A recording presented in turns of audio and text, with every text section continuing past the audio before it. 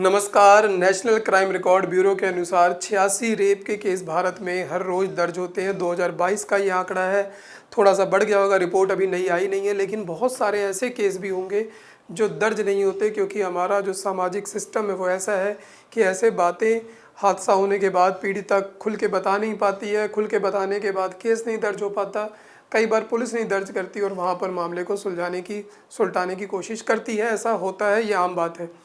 लेकिन कुछ ऐसे केस होते हैं जो पूरे देश की एक बार आत्मा को झकझोर देते हैं, पूरे जो न्यायिक व्यवस्था है उसकी दिशा को बदलने की कोशिश करते हैं। ऐसा ही केस हुआ था निर्भया का।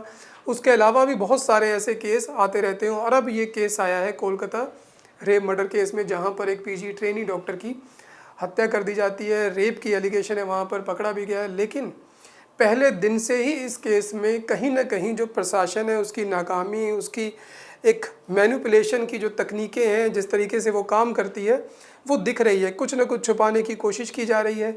इसी पर कल सुप्रीम कोर्ट ने एक तल्ख टिप्पणी की है। उन्होंने कहा है कि ऐसा लग रहा है, जब उन्होंने डॉक्यूमेंट की बात की एक, कि if this document is missing something is amiss, कि अगर ये डॉक्यूमेंट मिस है तो कुछ गड़बड़ जरूर हुई है। किस डॉक्यूमेंट की बात कर रहे थे? वो बात कर रहे थे डेथ चालान की, जिसे आम भाषा में पुलिस पेपर भी कह दिया जाता है, इंक्वेस्ट रिपोर्ट भी कहा जाता है, जो पुलिस बनाकर लेकर जाती है जब पोस्टमार्टम होता है।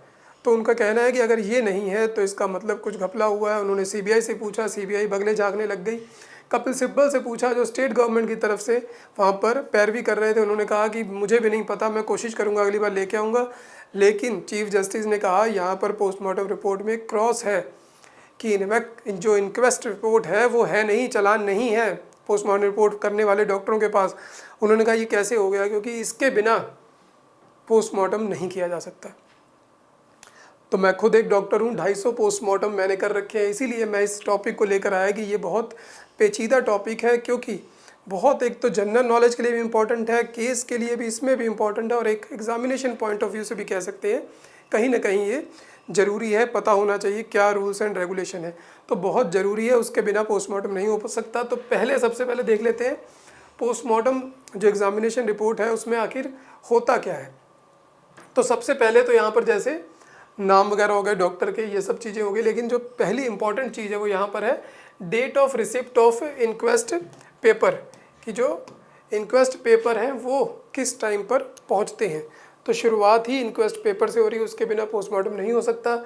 Time of receipt of inquest paper किस टाइम पे पहुंची वो इंपॉर्टेंट है। उसके बाद जो ऑटोप्सी शुरू हो रही है, date of commencement of autopsy, उससे पहले नहीं शुरू हो सकती। तो बहुत इंपॉर्टेंट है पुलिस के कागजात, क्योंकि वही लेकर आते हैं। उसके बाद केस के पर्टिकुलर लिखेंगे, पुलिस ही लिखेगी, यहाँ पर वो सारा एड्रेस लिखेंगे। उसके बाद देखिए फिर यहाँ पर एफआईआर नंबर या डीडीआर नंबर होगा, या तो फर्स्ट इन्फॉर्मेशन रिपोर्ट का नंबर होगा या डेली डायरी नंबर होगा कि अभी एफआईआर दर्ज नहीं हुई लेकिन कागज़ में लिख ली गई है, एंट्री हो गई, उस एंट्री को भी बदला नहीं जा सकता, उस पर भी पोस्टमार्टम हो सकता है, उसका भी टाइम डेट सब कुछ लिखना पड़ेगा। तो लीगली बहुत बारीकी से काम किया जाता है। किसी ने मैनिपुलेट करना है तो उसकी तो फिर कह नहीं सकते, वो कैसे भी कर ले।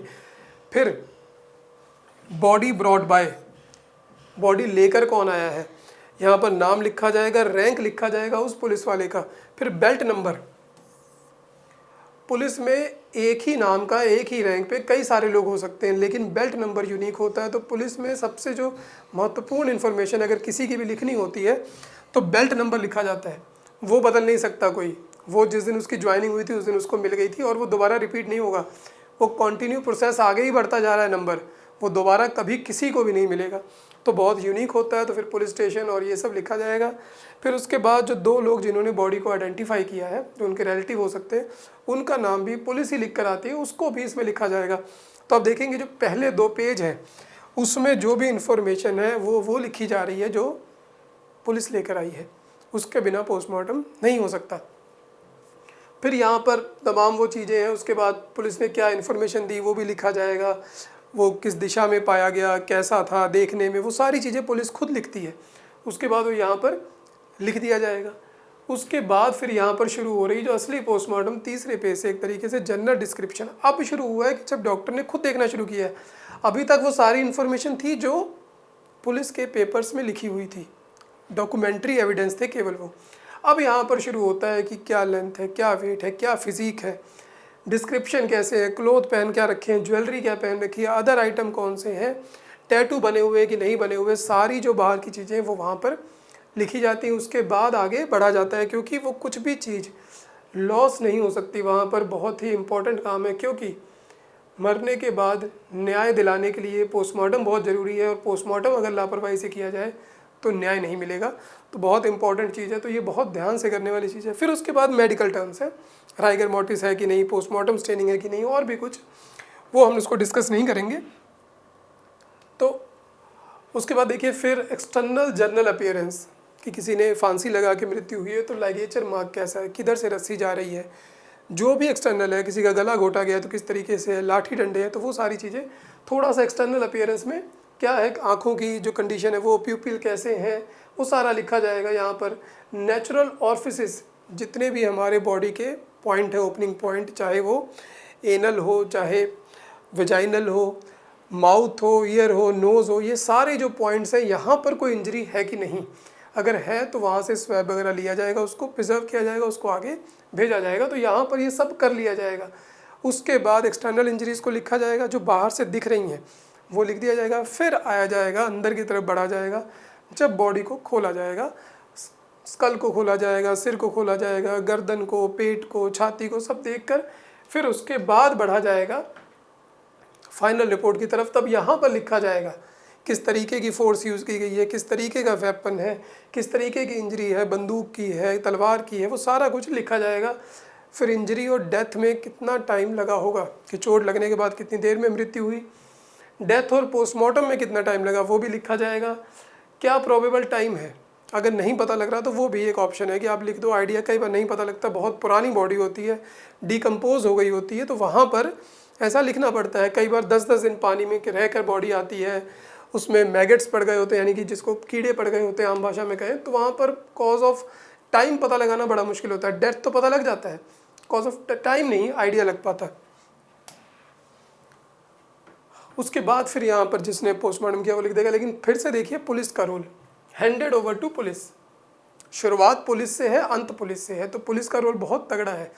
इसीलिए चीफ जस्टिस ने कल तल्ख टिप्पणी की है, क्योंकि अगर ये सब हुआ ही नहीं तो ये दे किसको उन्होंने बॉडी, और ली किससे।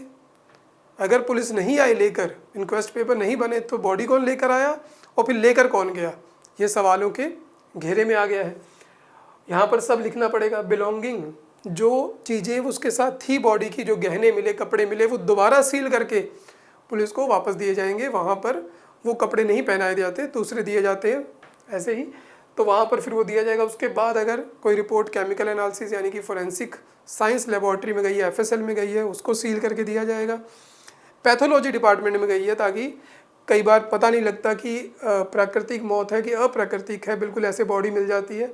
हार्ट अटैक पता करना हो तो वो पैथोल में भेजा जाएगा, जहर वगैरह पता करना हो तो एफएसएल में भेजा जाएगा। दोनों अलग अलग ब्रांच है, तो दोनों तरीके के जो भी इन्वेल्प होंगे वो सील किए जाएंगे।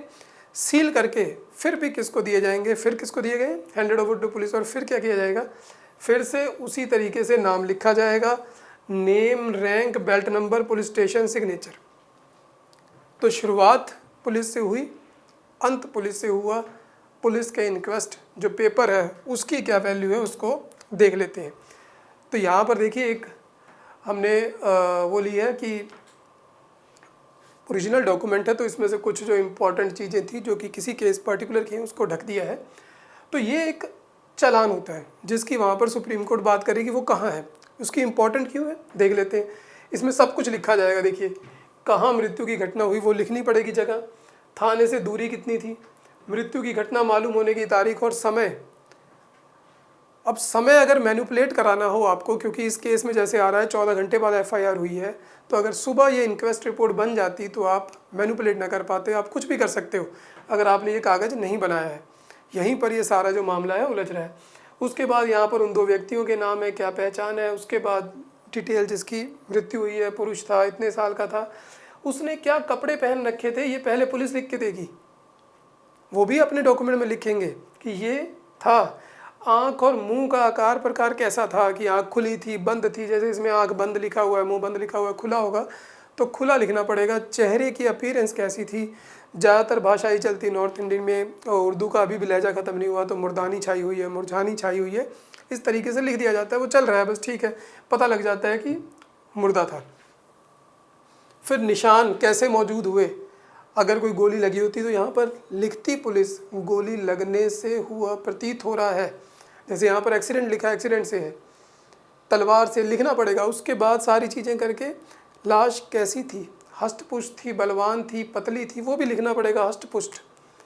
तो पुलिस का बहुत बड़ा रोल रहता है पहली नज़र में। तो मृत्यु का प्रकट कारण देखिए, पोस्टमार्टम एग्जामिनेशन बाद में होनी है, लेकिन एपरेंट कॉज ऑफ डेथ जो देखते ही लग रहा है वो पुलिस को लिखना है।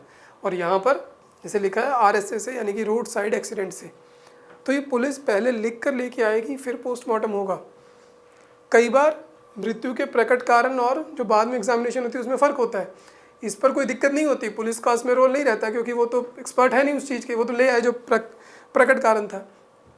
लेकिन अगर आपको मैनिपुलेट करना हो तो आप प्रकट कारण यहाँ पर नहीं लिखेंगे।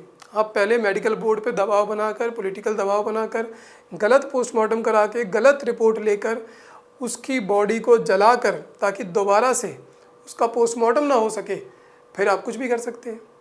आपने वहाँ पर पोस्टमार्टम करवा लिया, आपने लिख दिया कि रेप नहीं हुआ था, कोई स्वैब नहीं लिया गया, कोई विसरा नहीं लिया गया, एक नॉर्मल डेथ करार दे दी गई कि गिरने से हुई है और बॉडी जल गई, और पुलिस इंक्वेस्ट पेपर बाद में बन जाए कि एपरेंट कॉज ऑफ डेथ गिरने से हुई मौत प्रतीत होती है, तो देखिए केस कहाँ से कहाँ पहुँच सकता है। और अगर यही गलती से पुलिस पहले जाकर ही लिख देती कि बहुत ज़्यादा चोटें हैं, इतनी खून निकला हुआ है, और ये सब लिखा हुआ है कितना खून था, और एपरेंट कारण अगर लिख देते कि रेप हुआ लगता है, तो फिर आप मैनिपुलेट नहीं कर सकते थे। तो इसलिए बहुत इंपॉर्टेंट रहती है ये चीज़। न्याय दिलाने में पोस्टमार्टम इम्पॉर्टेंट है, पुलिस इंक्वेस्ट रिपोर्ट इम्पॉर्टेंट है, क्योंकि कई बार ऐसा होता है कि पुलिस इंक्वेस्ट रिपोर्ट कुछ और लिखे आते हैं, क्योंकि वो वही बात एक्सपर्ट नहीं होते। खुद के एक पर्सनल केस की बात बता रहा हूँ कि जब पोस्टमार्टम कर रहे थे तो पुलिस लेकर आई कि डूबने से मौत हुई प्रतीत होती है, बस उन्होंने तो पानी में लाश मिली, उनको लगा डूबने से हुई होगी, लेकिन जब पोस्टमार्टम करने लगे तो वो मर्डर था, स्ट्रैंगुलेशन थी, गला घोट के मारा गया था। उसकी रिपोर्ट जब आई, जब पुलिस को दी गई कि ये मर्डर लग रहा है, यहाँ पर हत्या हुई है, तो मुझे याद है कि उसके बाद 3 लड़कों को पकड़ा गया था जिन्होंने वो हत्या की थी, वो उसके दोस्त थे।